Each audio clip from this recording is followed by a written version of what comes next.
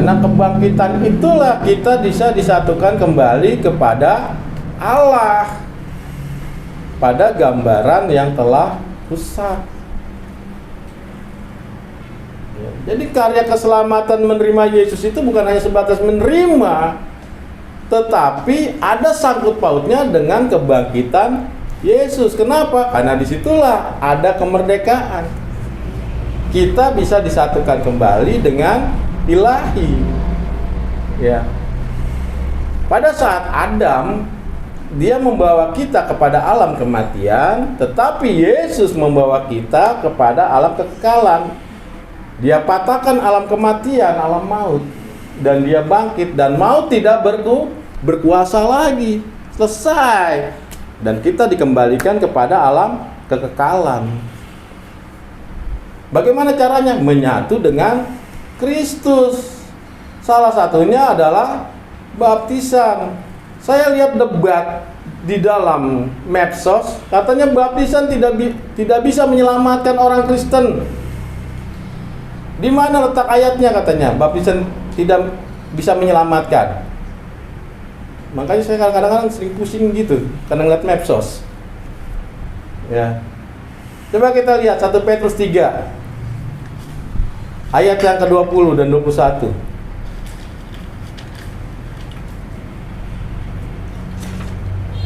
1 Petrus 3 ayat 20, yaitu kepada roh-roh mereka yang dahulu pada waktu Nuh tidak taat kepada Allah, ketika Allah tetap menanti dengan sabar waktu Nuh sedang mempersiapkan bahteranya, di mana hanya sedikit, yaitu 8 orang yang diselamatkan oleh air bah itu. Yang diselamatkan oleh air. Simbolik penyelamatan adalah air. Terus juga kamu sekarang diselamatkan oleh kiasannya, yaitu baptisan. Oh ya, itu baptisan, diselamatkan oleh kiasannya, yaitu apa? Baptisan. Berarti baptisan menyelamatkan nggak? Ini udah parah saya lihat ajaran-ajaran ini. Dia bilang tunjukin ayatnya baptisan menyelamatkan. Tunjukin itu.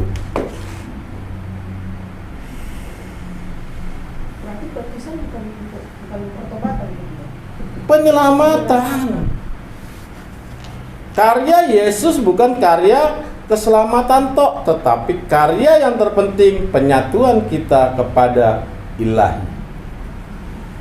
Konsep keselamatan, semua agama konsepnya menyelamatkan.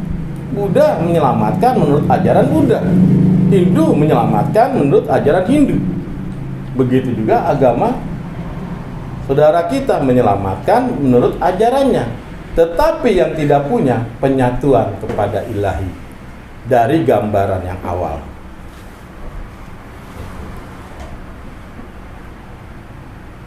Jadi baptisan itu adalah penyelamatan. Kalau cuma karya-karya pertobatan, karena apa? Karena banyak orang berkonsep, ya, berpandangan bahwa baptisan itu hanya sebatas upacara dan simbol, sehingga mereka menyatakan bahwa baptisan itu hanya sebatas tanda pertobatan. Itu bukan menyelamatkan, karena karya-karyanya, pandangannya adalah upacara atau tanda atau simbol. Inilah simbol keselamatan. Padahal para rasul tidak ajarkan itu. Para rasul ajarkan baptisan itu adalah penyelamatan kita dan penyatuan kita kepada Kristus.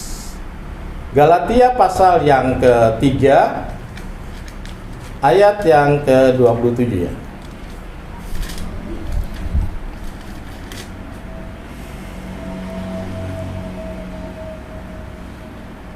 Karena kamu semua yang dibaptis dalam Kristus telah mengenakan Kristus. Telah mengenakan Kristus. Kristus kita pakai. Artinya di dalam Kristus masuk ke dalam kita, menyatu dengan kita, pakaian kita. Apakah upacara bisa seperti itu? Apakah tanda bisa seperti itu? Nggak bisa. Itu salahnya saat ini banyak orang mengatakan bahwa baptisan hanya sebatas upacara, tanda dan simbol. Sehingga baptisan itu tidak bisa menyatukan kita kepada Kristus, tidak menyelamatkan. Jadi kalau yang dilakukan Yohanes sama juga baptisan ini. Yang dilakukan Yohanes adalah namanya mikwe, bukan baptisan keselamatan. Karena ya, baptisan keselamatan pada saat zaman para rasul. Nah, kita lihat lagi. 1 Petrus 3 ayat 21 tadi.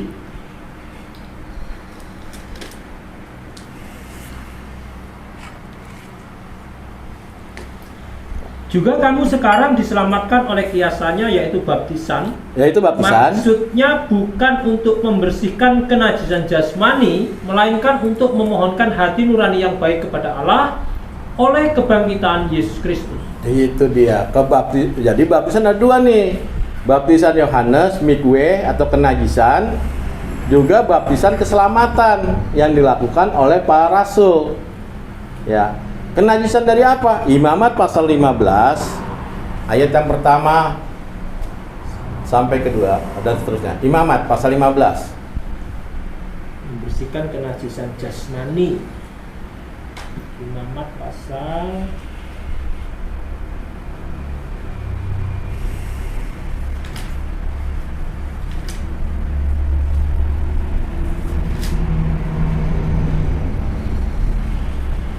15. Ya. Imamat pasal 15 ayat pertama. Ya. Tuhan berfirman kepada Musa dan Harun, berbicaralah kepada orang Israel dan katakan kepada mereka, apabila aurat seorang laki-laki mengeluarkan lelehan, maka najis ia karena lelehannya itu. Terus Beginilah kenajisannya itu berhubung dengan lelehannya itu, bila auratnya membiarkan lelehan itu mengalir atau bila auratnya menahannya sehingga tidak mengeluarkan lelehan, maka itulah kenajisannya. Terus Setiap tempat tidur yang ditiduri orang yang mengeluarkan lelehan itu menjadi najis, dan setiap barang yang didudukinya menjadi najis juga. Terus Setiap orang yang kena kepada tempat tidurnya haruslah mencuci pakaiannya, membasuh tubuhnya dengan air, dan ia menjadi najis sampai matahari terbenam. Siapa yang duduk di atas barang yang terduduki oleh orang yang demikian haruslah mencuci pakaiannya, membasuh tubuhnya dengan air, dan ia menjadi najis sampai matahari terbenam. Siapa yang kena kepada tubuh orang yang demikian haruslah mencuci pakaiannya, membasuh tubuhnya dengan air, dan ia menjadi najis sampai matahari terbenam. Apabila orang yang demikian menudai orang yang tahir, haruslah orang ini mencuci pakaiannya, membasuh tubuhnya dengan air, dan ia menjadi najis sampai matahari terbenam. Dan setiap pelana yang diduduki orang yang demikian menjadi najis. Setiap orang yang kena kepada suatu bekas tempat orang tadi menjadi najis sampai matahari terbenam. Siapa yang mengangkatnya haruslah mencuci pakaiannya, membasuh tubuhnya dengan air, dan ia menjadi najis sampai matahari terbenam. Dan setiap orang yang kena pada orang yang demikian, sedang orang ini tidak mencuci tangan dahulu dengan air, haruslah mencuci pakaiannya, membasuh tubuhnya dengan air, dan ia menjadi najis sampai matahari terbenam. Kalau orang itu kena pada belanga tanah, itu haruslah dipecahkan, dan setiap perkakas kayu harus dicuci dengan air. Apabila orang yang demikian sudah bersih dari lelehannya, ia harus menghitung 7 hari lagi untuk dapat dinyatakan tahir. Lalu mencuci pakaiannya, membasuh tubuhnya dengan air mengalir, maka ia menjadi tahir. Pada hari yang ke-8 ia harus mengambil 2 ekor burung tekukur atau 2 ekor anak burung merpati dan datang ke hadapan Tuhan ke pintu kemah pertemuan dan menyerahkan burung-burung itu kepada imam. Lalu imam harus mempersembahkannya, yang seekor sebagai korban penghapus dosa dan yang seekor lagi sebagai korban bakaran. Dengan demikian imam mengadakan perdamaian bagi orang itu di hadapan Tuhan karena lelehannya. ya stop. Jadi kalau kalian semua, yang wanita sehabis haid juga najis, harus dibersihkan di mikwe dalam air yang mengalir. Gitu. Nah, wanita yang datang bulan biasanya normal usia berapa? Enggak mesti sih, Pak. Nggak mesti ya? 9 tahun, 10 tahun, Nah, 12 tahun. 12 lah ya. Laki-laki rata-rata 12 tahun. Makanya Itu udah. nah, makanya ada gereja yang mengajarkan boleh baptis usia 12 tahun. itu bukan baptisan keselamatan, itu mikwe. Kalau baptisan keselamatan, anak kecil aja bisa dibaptis. Jadi kalau yang masih bayi di kemenangan itu artinya apa? Itu baptisan, harus dibaptis, dicelupkan ya, emang keselamatan. Ya, maksudnya kalau belajar karisma penyerahan. Oh, saya nggak tahu dasarnya dari mana. Itu. Dari apa Tapi- itu lah? Dari tapi, Matius apa? Serahkanlah anak itu kepadaku. Ya itu beda, kasusnya beda. Bukan masalah penyerahan tentang baptisan, keselamatan, tidak. Makanya yang dibaptis itu di usia 12 itu bukan baptisan keselamatan, baptisan mikwe, kenajisan di air yang mengalir. Makanya pada saat itu Yohanes membaptis di air mengalir gitu. Nah dulu sinagoge itu punya kolam depannya, airnya ngalir buat mikwe gitu, buat mikwe di air yang mengalir seperti itu. Nah, terus bagaimana dengan catatan para nabi tentang datangnya Yesus? Yang digenapi Yesus bukan masalah baptisan, tetapi masalah proklamasinya yang digenapi dari para nabi. Apa proklamasinya? Inilah anakku yang kukasihi, kepadanya aku berkenan. Inilah yang harus digenapi dari catatan para nabi, bukan masalah baptisan. Itu makanya banyak sekali orang ya salah tafsir. Kenapa? Ya bagi saya, setelah saya belajar sejarah, karena tidak memahami sejarah sehingga salah penafsiran.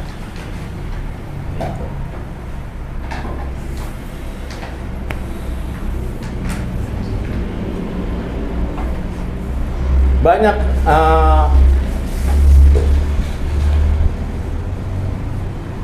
banyak sekali yang saya sering ungkapkan ya, seperti firman Tuhan itu sebagai pengajar ya, melihat cermin kita. Itu di ayat berapa itu? Sebagai pengajar, Efesus berapa? Ya, dia bisa mengajar kita mengini segala macam ya. Padahal kalau kita lihat sejarahnya, pada saat itu belum ada kitab perjanjian baru, belum ada perkanonan. Lalu yang dimaksud firman Tuhan ini apa? Firman Tuhan ini dapat mengajar kita, kan gitu. Padahal Alkitab belum dibukukan. Terus yang disebut firman Tuhan yang mana?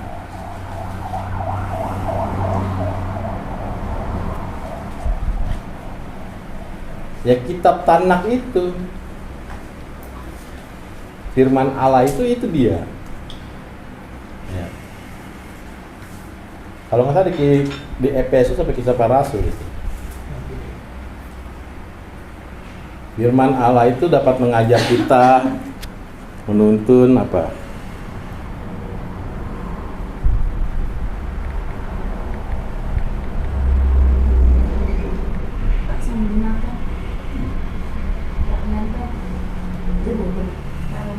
Iya, iya.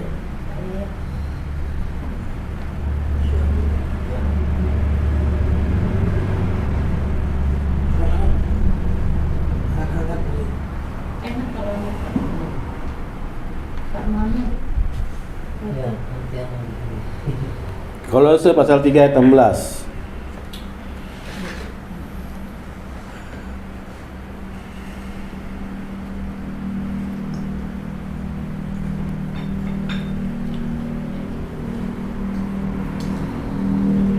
Coba baca, Pak.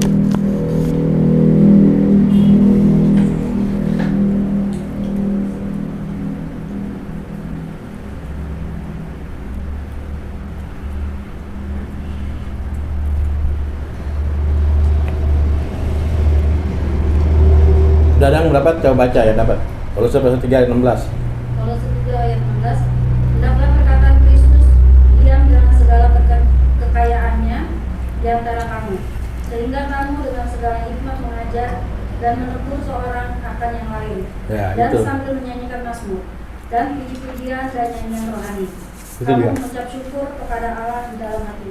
Perkataan Yesus, apa perkataan Yesus pada saat itu? Kan belum ada perjanjian lama. Kitab Tanakh. Satu lagi di 2 Timotius 3 ayat 16. Ya. Segala tulisan yang dilakukan Allah memang Ya. bermanfaat untuk mengajar, untuk menyatakan kesalahan, untuk memperbaiki kelakuan, dan untuk mendidik orang dalam kebenaran. Nah, itu kan kitabnya belum ada. Belum dibukukan. Apa yang diilhamkan, apa yang harus diajarkan, kitab Tanakh. Yang diajarkan kitab Tanakh dan bermazmur. Tahu bermazmur? Makanya setiap sembahyang kita isinya mazmur semua.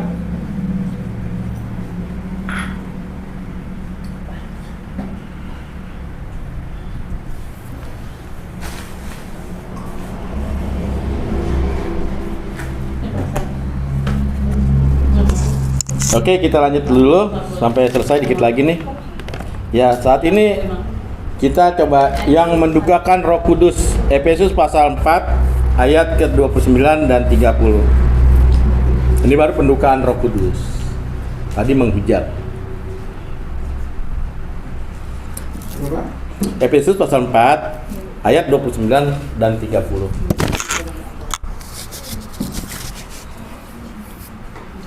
Efesus pasal 4 ayat 29 dan 30. Janganlah ada perkataan kotor keluar dari mulutmu, tetapi pakailah perkataan yang baik untuk membangun di mana perlu, supaya mereka yang mendengarnya beroleh kasih karunia. Dan janganlah kamu mendukakan Roh Kudus Mendukakan Roh Kudus Allah. yang telah memeteraikan kamu menjelang hari penyelamatan. Iya, itu dia. Bagaimana mendukakan? Dengan perkataan-perkataan kotor. Nanti kalau kita ngomong kotor dibukakan ya Pak. Iya, ini. Kan ini, Pak. Karena Roh Kudus itu pribadi bisa berduka, Bisa berduka. bisa bersedih. Bisa bersedih. Bercarut. Iya. Ngata-ngatain orang. Bohong, nggak ngatain orang. Ini kelanjutannya segala ada macam. 31 32 ini kelanjutannya. Iya, coba baca, Pak.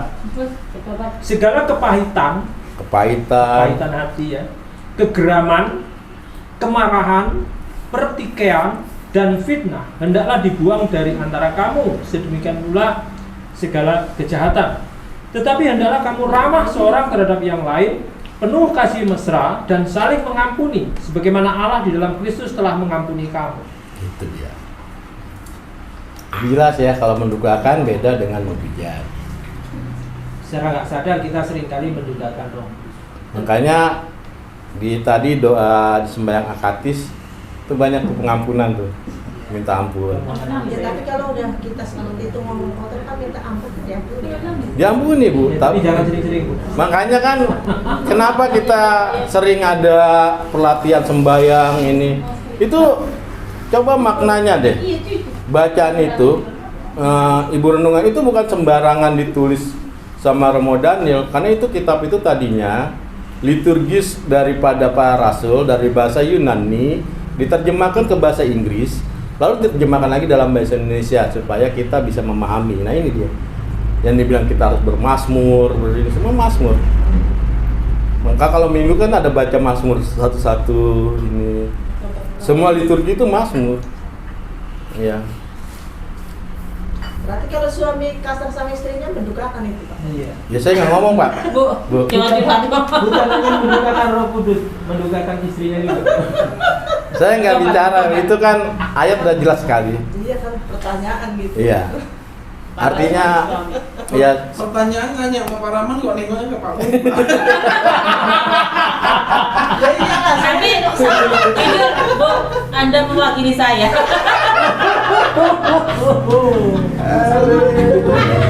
Bela, Bu. Bela. semua nggak ada yang sempurna ya, Bu, belajar. Saya pun sama. Iya, Cuma ibu Pak Rahman nggak ada komplain. Dia nggak berani karena pulang nggak saya kayak pintu. Sudah dibilang sama tadi Mbak bilang sama. Kan saya bilang semua di sini nggak ada yang kebal firman, semua sama. Itu sebabnya kita semua harus belajar melatih tubuh kita. Paulus katakan latihlah tubuhmu dalam kerohaniannya seperti ini. Kelihatannya mudah tapi coba jalani. Bener nggak? Kalau yang sudah nggak gitu mulai udah sempurna namanya ya Pak. Itu dia. Tapi kan nggak ada yang sempurna manusia. Makanya harus kita latih juga. Ya, lama kelamaan kita terbiasa kita melatih, dan akhirnya yang membentuk karakter kita apa? Firman Allah. Ya, makanya di dalam liturgi ini kebanyakan pembacaan firman, nggak ada lain. Bacaan firman Tuhan, Mazmur, pembacaan surat rasuli, pembacaan Injil, ya itu semuanya. Sehingga apa? Ya kita belajar menanam firman Allah. Berbahagialah orang ya yang melakukan firman Taurat Tuhan siang dan malam, ya seperti tanaman yang ditanam tepi air dan air. Ada lagunya kan Bang? Ya, tapi bukan dilagukan Bu, itu mah kelaguan. Iya. Makanya nanti kita belajar lagi ya bagaimana, kenapa sih ibadah itu nggak boleh pakai musik ya. Kita akan belajar dari Adam sampai nanti ke para rasul, kita belajar. Ya. Oke, ada lagi yang tanyakan tentang Roh Kudus?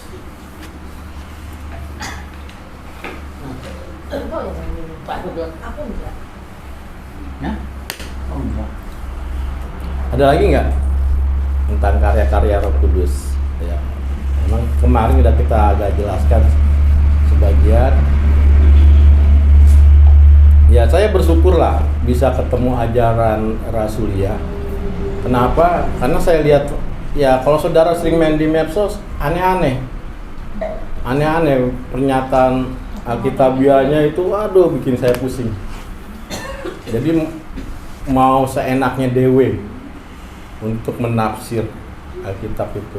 Ya memang kalau aku tengok di YouTube itu pendeta-pendeta soal kematian kan misalnya yang mencabut nyawa yang orang yang meninggal katanya dosa, setan katanya. Nggak ada setan dosa.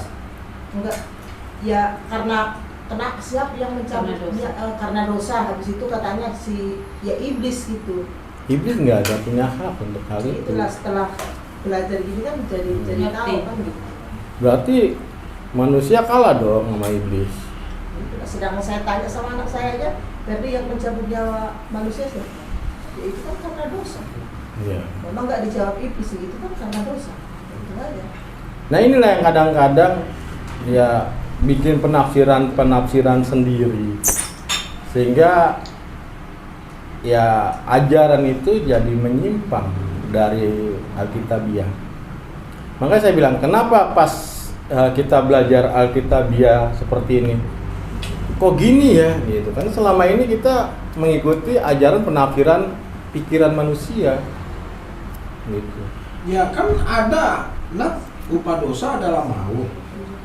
Kan itu landasannya. Iya, kematian. Nah, upah dosa adalah maut. Jadi yang mencabut nyawa manusia itu kan katanya bukan Allah yang mencabut nyawanya, Allah menghidupkan, tetapi iblis mematikan.